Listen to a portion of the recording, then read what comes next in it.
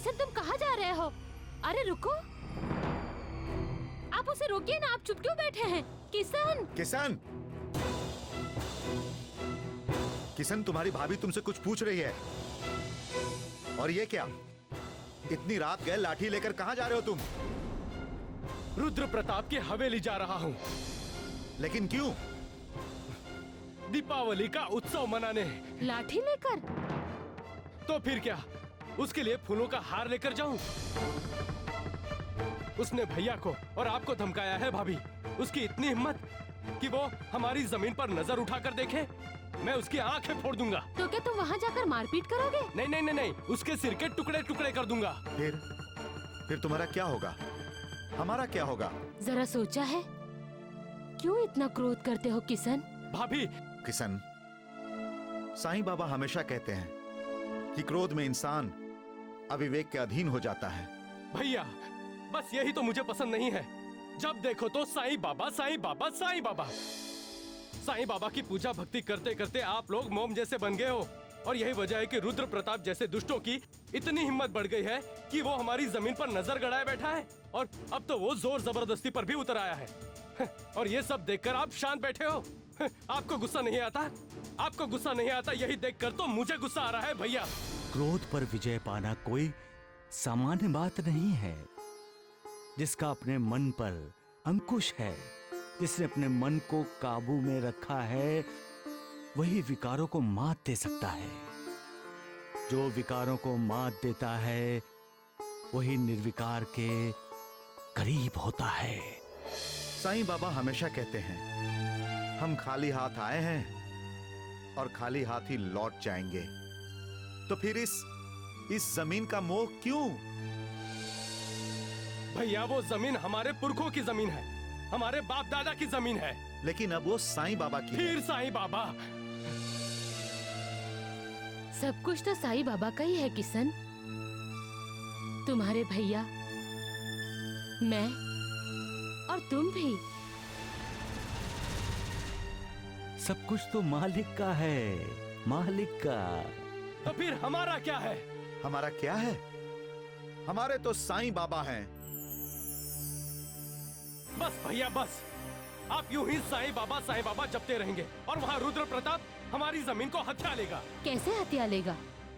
उस जमीन पर साईं बाबा का मंदिर बनाना है और हमारा साईं बाबा पर पूरा विश्वास है। किशन, साईं बाबा हमारे भगवान हैं। पर मेरे भगवान आप दोनों हैं भैया भाभी। मेरे भगवान साईं बाबा नहीं है। आप दोनों का कोई अपमान करता है तो मेरे अंदर आग जलती है। कोई आप दोनों को डराता धमकाता है तो मुझे अपने आप पर क्रोध आता है भैया। मैं शहर चला जाऊंगा तो फिर क्या किशन? साईं बाबा है ना?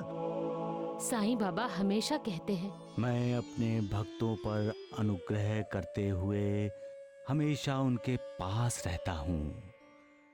जो मेरा स्मरण करता है उसका सदैव मुझे ध्यान रहता है।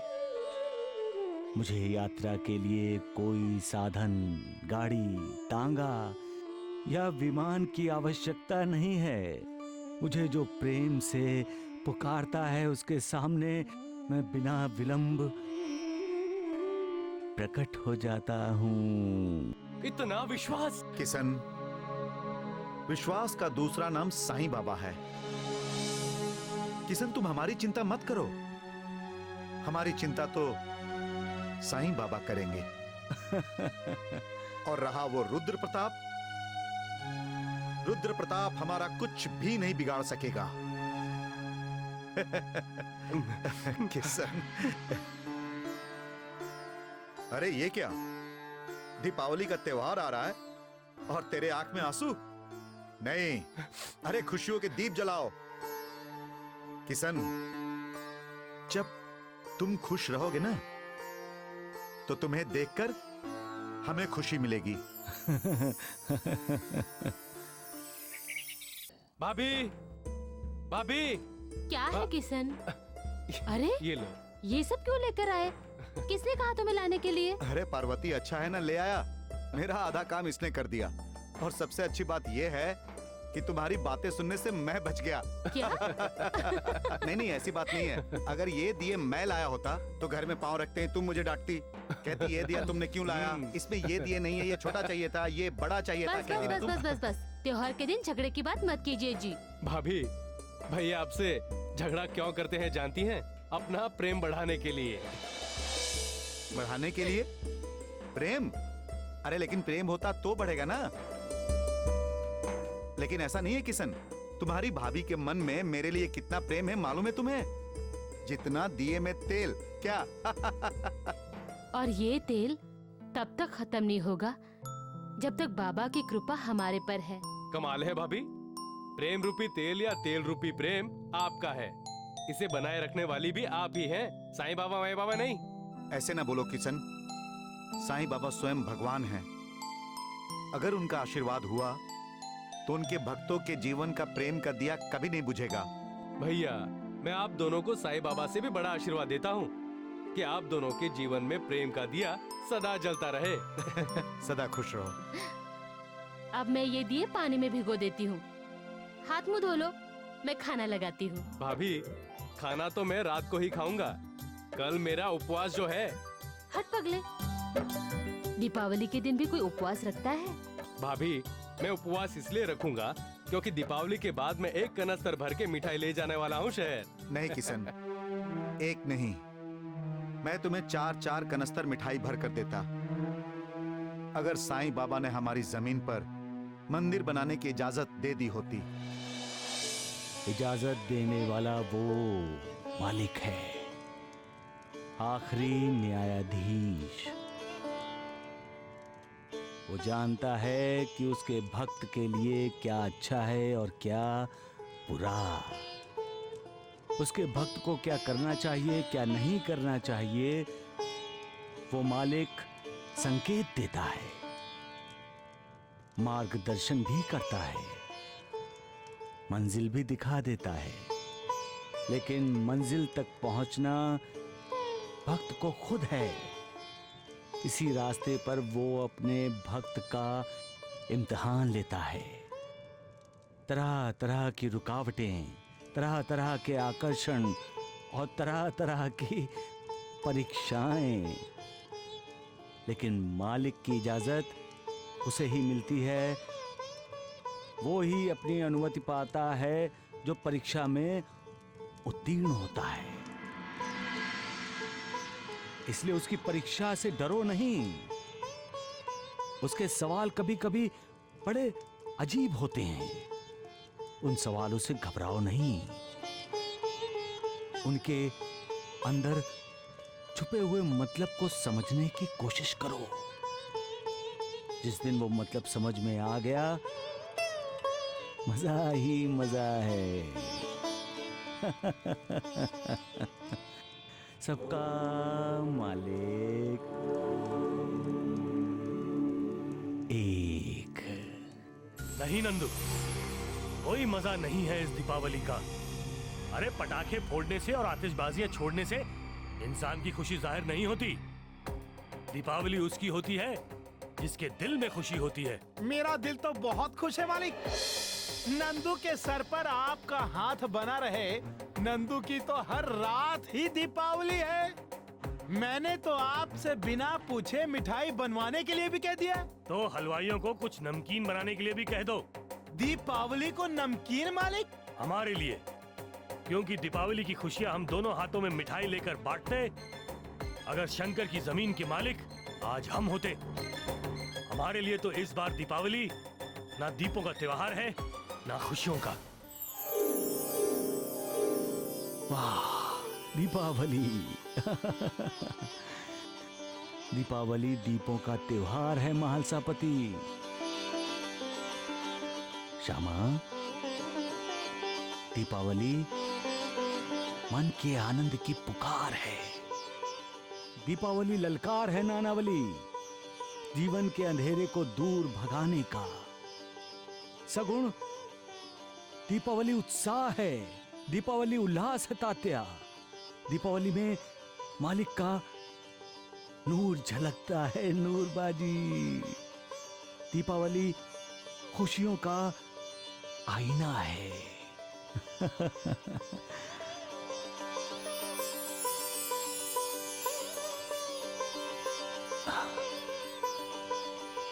दीपावली सुख के रंगों की रंगोली है।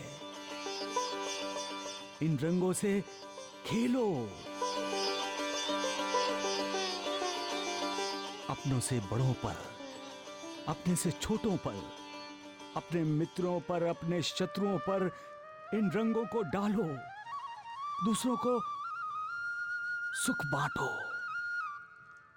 आह,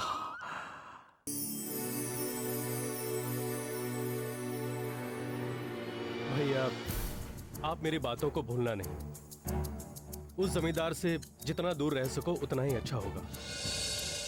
अगर आपने उसकी बातों में आकर उसे अपनी एक उंगली भी पकड़ाई तो आपकी पूरी बांह पकड़ लेगा। ये सब मैं आपसे इसलिए कह रहा हूं क्योंकि मुझे पक्का यकीन है कि मेरे शहर जाते ही वो अपनी जमीन को हथियाने की पूरी कोशिश करेगा।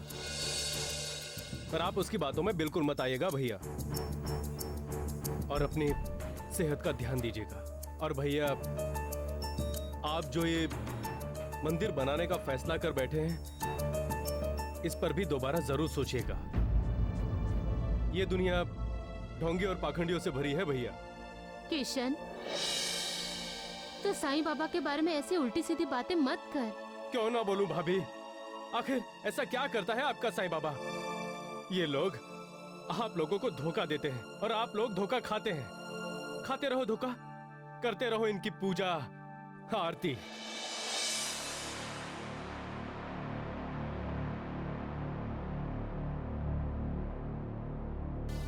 मालिक, दूध। मालिक, इतनी रात को भी आप सोए नहीं? नंदू, जी मालिक। ये शंकर का जो भाई है, किशन, किशन नाम है उसका मालिक। शहर में क्या काम करता है? सुना है कचहरी के दफ्तर में है मालिक। कचहरी के दफ्तर में? आप दूध पीकर सो जाइए। किशन कल सुबह शहर वापस जा रहा है। नंदू, हमें जो भी करना है जल्दी ही करना होगा। किशन को वापस जाने दीजिए मालिक, फिर रास्ता साफ है हमारे लिए।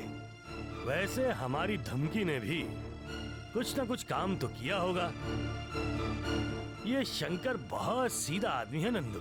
सीधा? डरपोक है बिल्कुल मालिक। जब से आपने कहा उसके नाम के सारे कागज जला दिए जाएंगे, उसका चेहरा रोने जैसा हो गया था। पता नहीं ये मंदिर बनाने का क्या भूत सवार हो गया है उस पर। अपनी जमीन से भी जाएगा और पैसे से भी। ये दुनिया मालिक की इच्छा से चलती है, इंसान की इच्छा से नहीं। इंसान की इच्छा से चलती होती तो ये दुनिया कब की खत्म हो गई होती। एक अहंकारी, एक दुष्ट अपने आप को महाशक्तिमान कहने वाला होता तो बस वही राजा होता, वही प्रजा होती, क्योंकि वो इंसान किसी दूसरे इंसान को जिंदा ही ना रहने देता। किसी को खुश देखता तो उसकी खुशी छीन लेता, किसी को अपने परिवार के साथ हंसता देखता तो उसका परिवार खत्म कर देता। कितने घर गिराएगा और कितने लोगों की जमीन हथियाएगा, और हथिया कर करेगा भी क्या? कब तक जीना है उसे? दुनिया की सारी दौलत उसकी, दुनिया का हर इंसान गुलाम उसका, जमीन के हर हिस्से पर इख्तियार उसका। सबसे बड़ा ताकतवर वो, सबकी जिंदगियों का मालिक वो, और अपनी जिंदगी का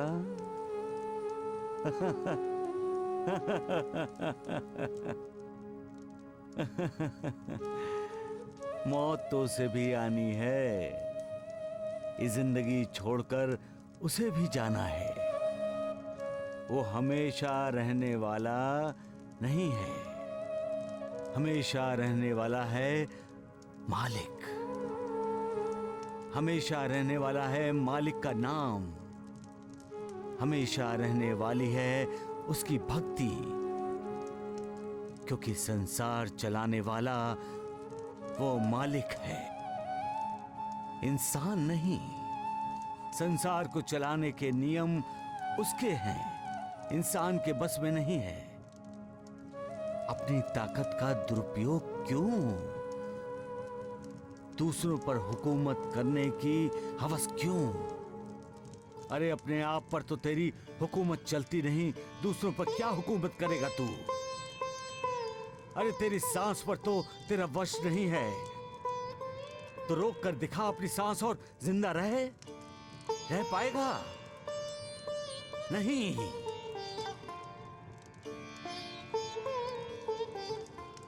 सबका मालिक एक।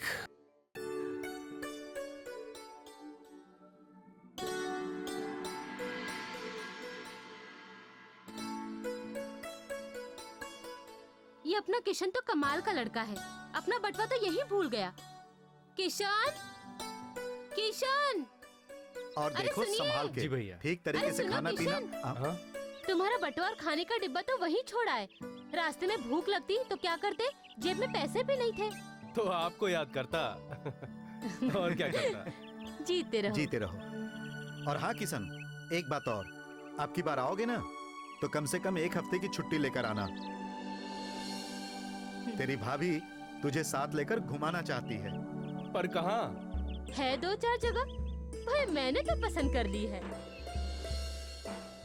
तुम्हें पसंद आए ना आए, अब तो मुझे बहुरानी चाहिए। तू जिसे पसंद करेगा ना उसे हम अपनी घर की बहू बनाकर ले आएंगे। अच्छा अच्छा, ठीक है ठीक है, अब मैं चलता हूँ।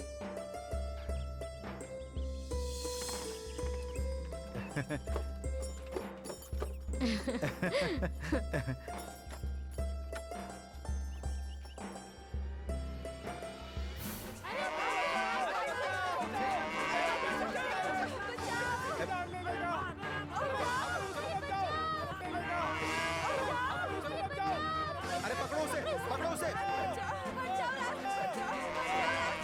तुम जल्दी जाओ यहाँ से। वो हमारी तरफ से आ रही है। रुको, अरे नहीं तुम जाओ यहाँ से।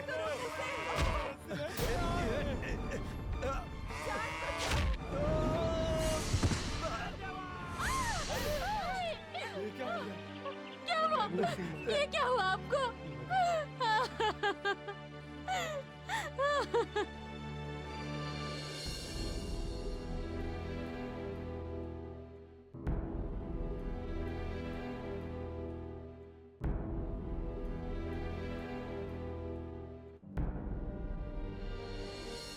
सुनिए, सुनिए।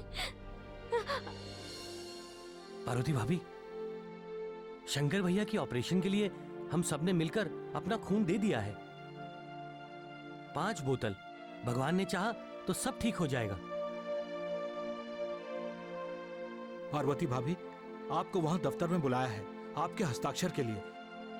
प्रचलित नियम है जो हमें पूरे करने पड़ते हैं ऑपरेशन से पहले। चलिए।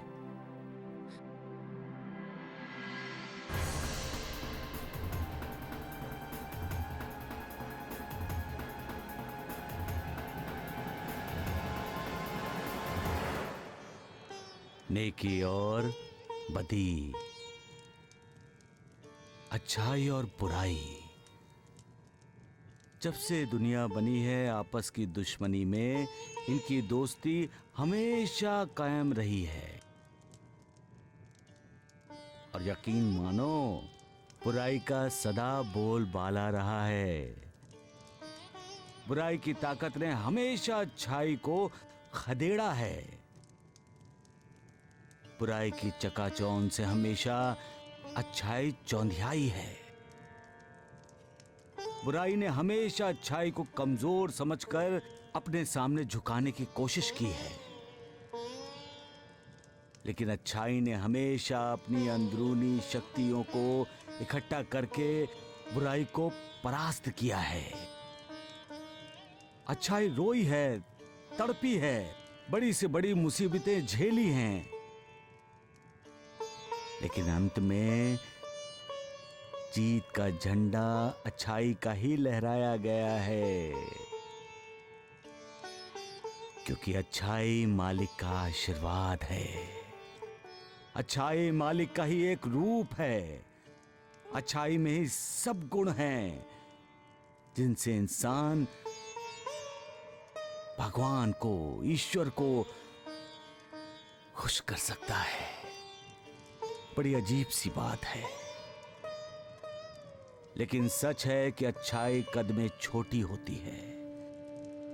यानी अच्छा काम करने वाले लोग कम होते हैं और बुरा काम करने वाले बहुत, गिनती में दुगने तिगने नहीं, 100 गुना ज्यादा। बुरा काम करने वालों को जो चाहिए वो हासिल करने के लिए किसी भी हद तक गिर सकते हैं, चोरी कर सकते हैं, छीना झपटी कर सकते हैं, यहां तक कि हत्या भी कर सकते हैं। क्यों? क्योंकि बुरा काम करने वाले सबसे पहले अपने विवेक की हत्या करते हैं, ताकि उन्हें अच्छे बुरे में, सच्चे झूठे में, पुण्य में पाप में कोई फर्क ही दिखाई न दे। उन्हें अपना स्वार्थ हमेशा अच्छा लगता है। अपने स्वार्थ के लिए वो दूसरों को दुख देंगे और उसी में उन्हें अपना सुख दिखाई देता है। उन्हें इस बात की चिंता नहीं कि दूसरे पर क्या बीत रही है। कोई परवाह नहीं उन्हें इस बात की कि दूसरे के प्राण संकट में हैं। अपनी खुद की गर्ज को पूरा करना उनके लिए बहुत सुखदायी होता है। वो लोग ये भूल जाते हैं कि जिस पैसे की ताकत पर वो अपना स्वार्थ पूरा करना चाहते हैं, वो पैसा उन लोगों के लिए कोई अहमियत नहीं रखता। जो श्रद्धा और आस्था को अपनी आत्मा में बसा लेते हैं, उन लोगों के लिए पैसा व्यर्थ है, फिजूल है। जो अपने मन को उस मालिक की भक्ति की डोर से जोड़ लेते हैं, तब उठते बैठते सोते जागते उनका ध्यान मालिक पे ही होता है। पैसों के लिए उनके पास जगह ही नहीं। वो तो राम में ही लिपटे रहते हैं, लिपट जाते हैं। उनके चारों तरफ ईश्वर ही ईश्वर है। उन्हें हर कहीं, हर किसी में मालिक ही दिखाई देता है। सबका मालिक एक, सबका मालिक एक।